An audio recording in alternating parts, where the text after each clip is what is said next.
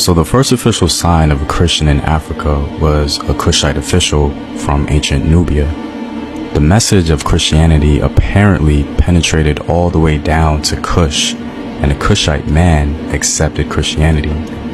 The Christian Bible tells us that the Cushite was actually on his way to Jerusalem to worship.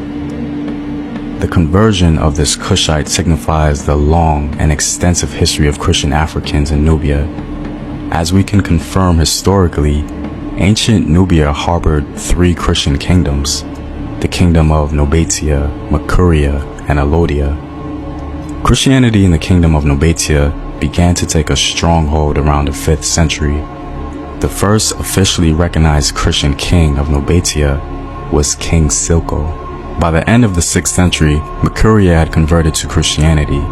What's so significant about Makuria is that this Christian nation literally stopped the Arabs from conquering further south into Eastern Africa and spreading Islam through conquest for quite some time. According to historian al-Baladhuri, at the Battle of Dungalo, the Muslims found that the Nubians fought strongly and met them with showers of arrows. The majority of Arab forces returned with wounded and blinded eyes. It was thus that the Nubians were called the pupil smiters. One day, they came out against us and formed a line. We wanted to use swords, but we were not able to, and they shot at us and put out eyes to the number of 150.